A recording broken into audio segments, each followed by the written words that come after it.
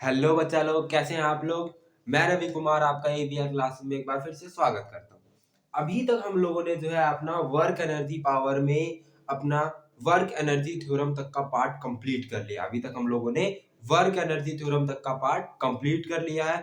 आज की क्लास में बेसिकली हमें क्या करना है, कंजर्वेशन ऑफ एनर्जी करना है। आप लोगों ने सुना होगा एनर्जी कंजर्वेशन मींस कि एनर्जी क्या होती है, कंजर्व रहती है। ये एक फॉर्म से दूसरी फॉर्म में कन्वर्ट होती रहती है, मींस कि कभी डिस्ट्रॉय नहीं होती। ये क्या होती है, हमेशा एक फॉर्म से दूसरी फॉर्म में कन्वर्ट होती रहती है। तो ये जो है अभी तक आप लोगों ने सुना ही था।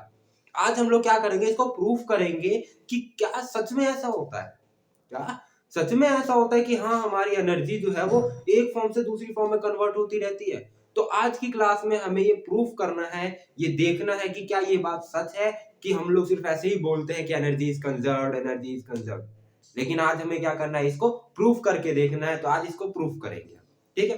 तो आज की हमारा क्या टॉपिक है, कंजर्वेशन ऑफ एनर्जी। तो आपका स्टेटमेंट क्या है, energy can neither be created nor be destroyed. Means कि एनर्जी ना तो हम बना सकते हैं ना ही खत्म कर सकते हैं, बस इसको एक फॉर्म से दूसरी फॉर्म में कन्वर्ट कर सकते हैं। कैसे जी, जैसे कि आपने क्या किया, अपना स्विच ऑन किया, स्विच ऑन करते ही क्या हुआ, इलेक्ट्रिकल एनर्जी, इलेक्ट्रिकल एनर्जी से क्या हुआ, मैकेनिकल एनर्जी, आपका फैन घूमा, उससे क्या हुआ, विंड एनर्जी प्रोड्यूस हुई। तो इस तरह से एनर्जी देखो बार बार कन्वर्ट हो रही है। यहाँ पे एनर्जी बार बार क्या होती है, एक फॉर्म से दूसरी फॉर्म में कन्वर्ट होती है, कभी भी खत्म नहीं होती, कभी भी डिस्ट्रॉय नहीं होती, ठीक है। और हम लोग कभी भी जो एनर्जी को क्रिएट नहीं करते। एनर्जी जो है वही क्या करती है, दूसरी फॉर्म में कन्वर्ट हो जाती है, ठीक है। मींस कि है क्या आपका ये, energy can neither B energy can neither be created nor be destroyed.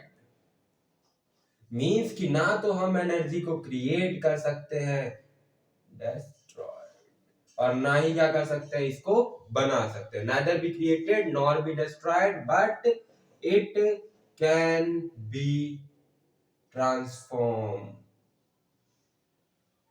Transform का मतलब क्या है कि ये क्या है, एक फॉर्म से दूसरी फॉर्म में कन्वर्ट हो जाती है। It can be transform from one form to another form. ये क्या होता है, ये एक फॉर्म से दूसरी फॉर्म में कन्वर्ट हो जाती है। कि पहले ये क्या थी, इलेक्ट्रिकल थी, अब क्या हो गई, मैकेनिकल हो गई, फिर विंड एनर्जी हो गई, या फिर कभी वो क्या थी, इलेक्ट्रिकल थी, फिर हीट एनर्जी हुई, फिर लाइट एनर्जी। इस तरह से जो है कंटिन्यूअस हमारा एनर्जी का चेंज होता रहता है। हर जगह पे एनर्जी का चेंज आपको देखने को मिल जाएगा। आप ऑब्जर्व करने वाले तो बनो, तो आपको हर जगह ये देखने को मिल जाएगा।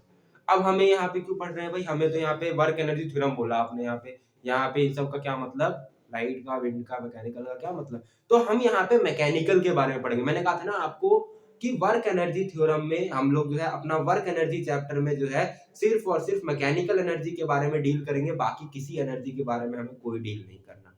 बाकी किसी भी एनर्जी के बारे में हमें कोई डील नहीं करना।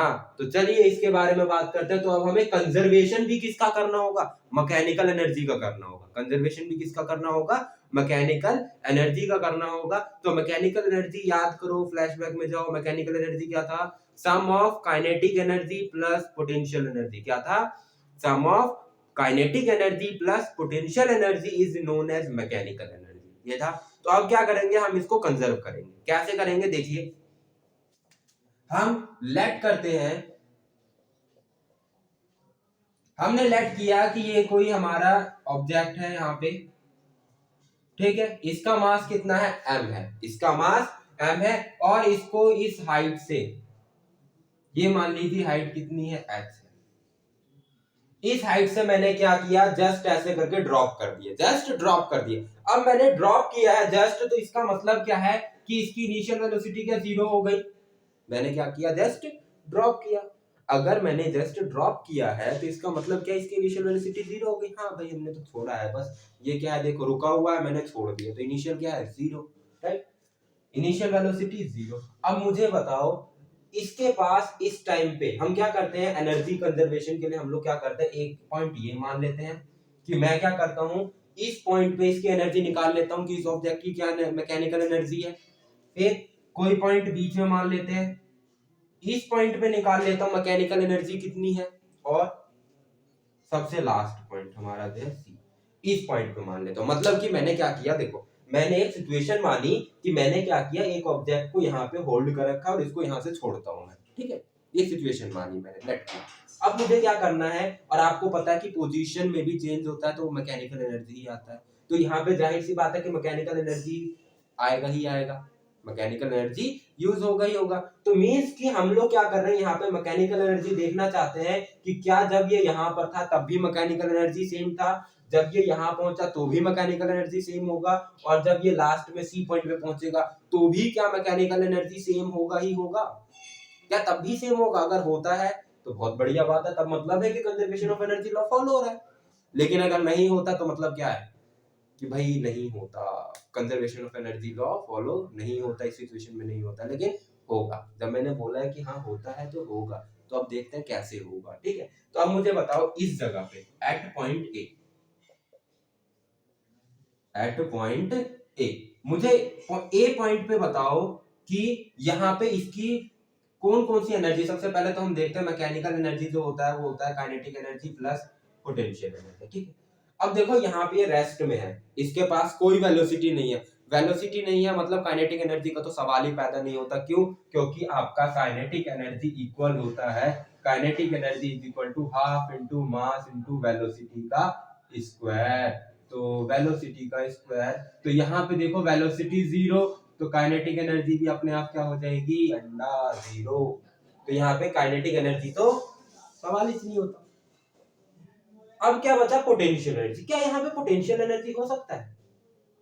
बिल्कुल हो सकता है भाई, पोजीशन है, हाइट है, और मैंने आपको बताया था कि अगर कोई हाइट की वजह से एनर्जी आती है तो उसे हम क्या बोलते हैं, पोटेंशियल एनर्जी। कितनी होगी याद करो, फॉर्मूला याद करो। तो हमने पोटेंशियल एनर्जी का फॉर्मूला पढ़ा था mgh, क्या पढ़ा था, mgh। तो यहाँ पे पोटेंशियल एनर्जी क्या हो जाएगी, mgh, और आपकी जो मैकेनिकल एनर्जी आ जाएगी वो कितनी आ जाएगी, mgh। ठीक है भैया, इतना तो आपने बता दिया कि पॉइंट ए पर जो मैकेनिकल एनर्जी होगी वो कितनी होगी, mgh होगी। ठीक ठीक है, हमको समझ में आ गया कि यहाँ पर mgh होगी। क्या यही एनर्जी बी पर भी होगी? क्योंकि ये एनर्जी जो इनिशियल मैकेनिकल एनर्जी है वही तो हर जगह सेम रहने वाली है, ये जो एनर्जी है ये हर जगह कांस्टेंट रहेगी। तो क्या यही एनर्जी बी पर भी होगी, क्या यही एनर्जी सी पर भी होगी? जी क्या बात बोल रहे हो। तो चलो बी पे देखते हैं ये है कि नहीं है, ठीक है। तो अब बात करते हैं किसकी, एट पॉइंट बी। बी के लिए एक अलग सा डायग्राम बनाते हैं क्योंकि उस डायग्राम में हमें थोड़ी सी कारिस्तानी करनी होगी, तो इसके लिए थोड़ा अच्छा सा अलग से डायग्राम बनाते हैं। तो ये लीजिए, ये हो गया आपका बी, ठीक। तो यहाँ पे मान लीजिए ये पॉइंट कोई बी मान लीजिए, ठीक है। ये था आपका टोटल हाइट h। अब हम लोग क्या देखते हैं कि जब ये बी पे आया तो हम लोग ये मानते हैं कि ये बी पे जो है x हाइट नीचे आया। कितना हाइट नीचे आया, x हाइट नीचे आया। जब ये x हाइट नीचे आया तो जाहिर सी बात है ये वाली हाइट कितनी हो जाएगी आपकी, ये वाली जो हाइट हो जाएगी वो कितनी हो जाएगी, h माइनस एक्स हो जाएगी। क्या पता चल रहा है, अगर ये आपका x होता है तो क्या ये आपका h माइनस एक्स हो जाएगा। टोटल h है, इसमें से मैंने इतना माइनस कर दिया तो कितना हो जाएगा, h माइनस एक्स, ठीक है। अब क्या करो, देखो इस वाले पॉइंट पे, बी पॉइंट पे इमेजिन करो, बी पॉइंट को इमेजिन करो, जस्ट इमेजिन। यहां से ये छोड़ा मैंने, तो मैंने कोई बी पॉइंट यहाँ बीच में मान रहा हूं, तो क्या इसके पास यहाँ पे वेलोसिटी भी हो, क्योंकि ये जैसे ही छोड़ूंगा ये नीचे को आएगा, जब नीचे को आएगा तो यहाँ पे रुकेगा तो ना, ये क्या करेगा, यहाँ से भी नीचे जाएगा। मींस कि यहाँ पे इस वाले पॉइंट पे इसके पास कोई वेलोसिटी होगी, तो वो वेलोसिटी मान लेते हैं v, और इसके पास क्या कोई हाइट भी होगी, हाइट कितनी होगी, h माइनस एक्स। समझ में आ रहा है, नहीं आया? तो देखो मैंने क्या किया, इसको यहाँ से छोड़ा। अब जैसे ही इसको यहाँ से छोड़ूंगा तो ये नीचे की ओर गिरना चालू करेगा, टपकना चालू करेगा यहाँ से। जैसे ये नीचे गिरा, इस वाले पॉइंट पे पहुंचा, इस वाले पॉइंट पे पहुंचते ही यहाँ पे रुकेगा थोड़ी ना, ये तो और नीचे आएगा क्योंकि इसके पास तो एनर्जी है नीचे आने की। तो ये जब ये नीचे आएगा तो मींस कि यहाँ पर इसके पास कोई वेलोसिटी है, तो यहाँ पे इसके पास वेलोसिटी भी होगी और हाइट भी होगी। तो क्या यहाँ पे इसके पास काइनेटिक एनर्जी और पोटेंशियल एनर्जी दोनों होगी? बिल्कुल होगी सर।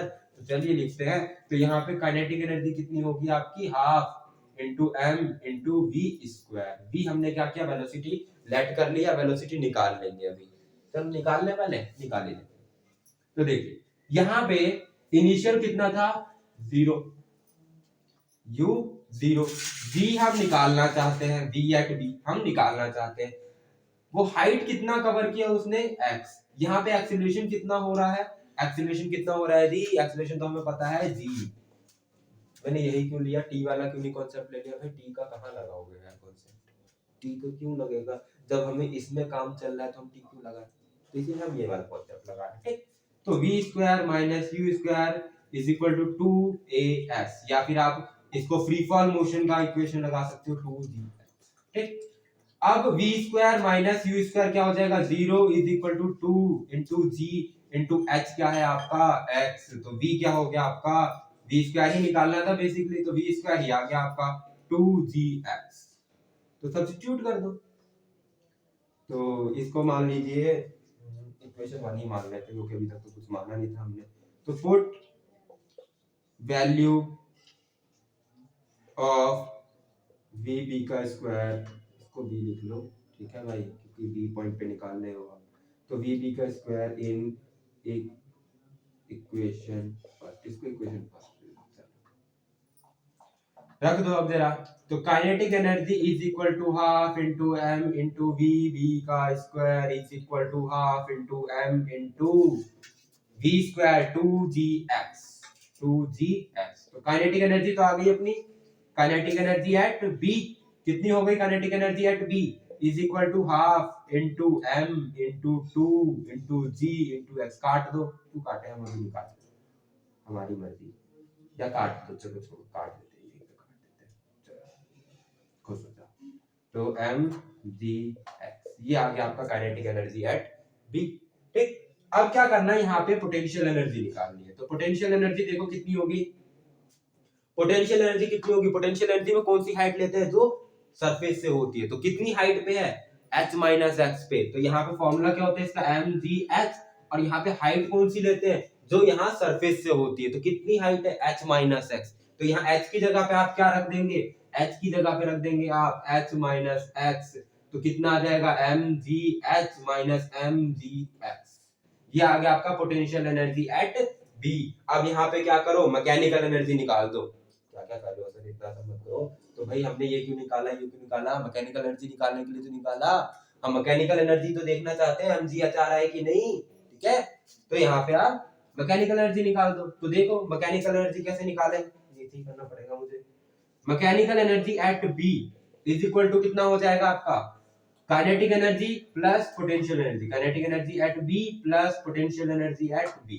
तो ये कितना हो जाएगा आपका, जल्दी रब करके कर देता हूँ, चलो इसको फटाफट से पहले स्क्रीनशॉट ले लो फिर करते हैं, ठीक है, ले लिया, चलो इसको रहने देते हैं, बैकग्राउंड को इसको रब करते हैं।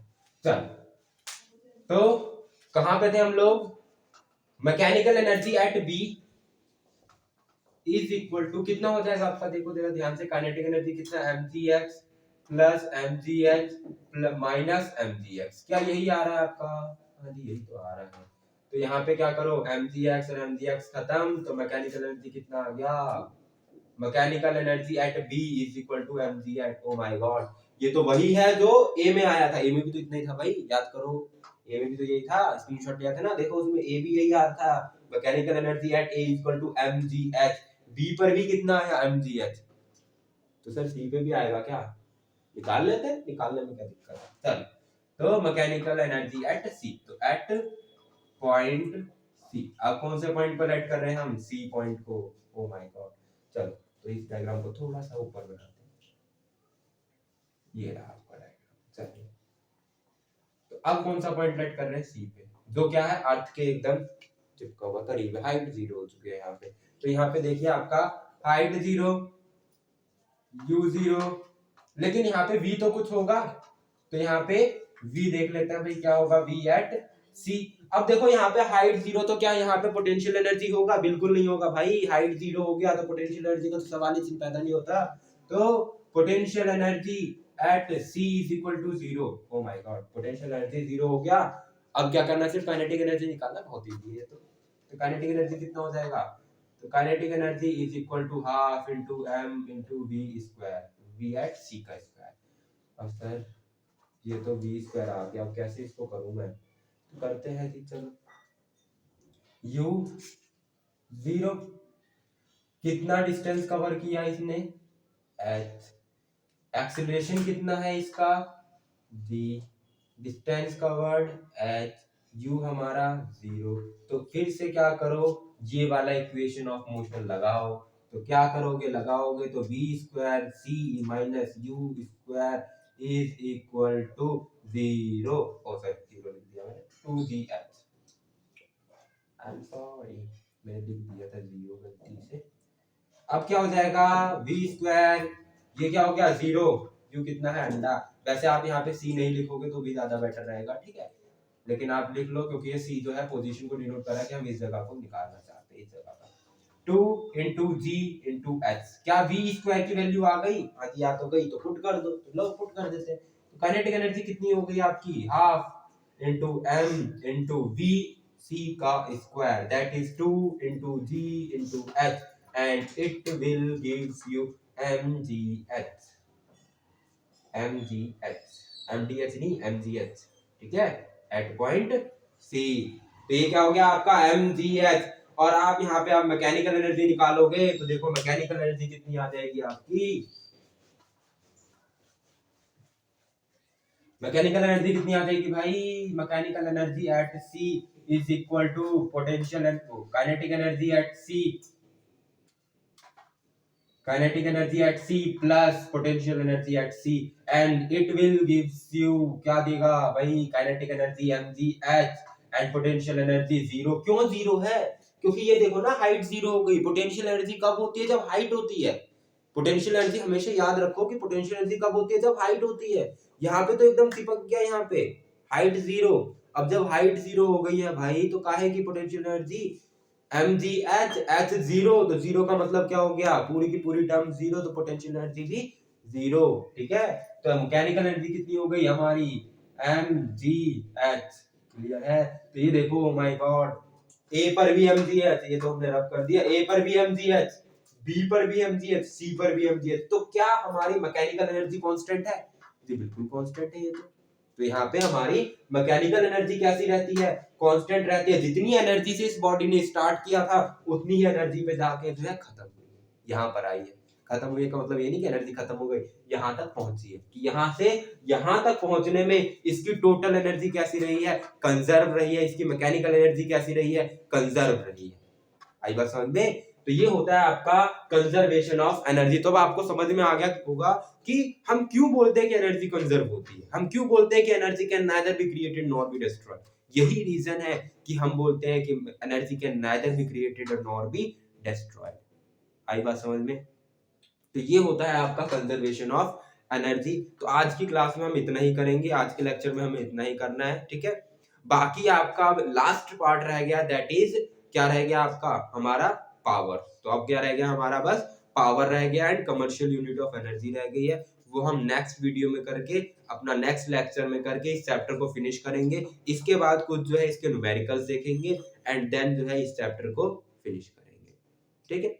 इसके बाद आप कौन सा चैप्टर करना चाहते हैं मुझे आप कमेंट कर सकते हैं, हम वो चैप्टर फिर करेंगे, ठीक है। तब तक के लिए पढ़ते रहिए, अपना ख्याल रखिए और देखते रहिए AVR क्लासेस।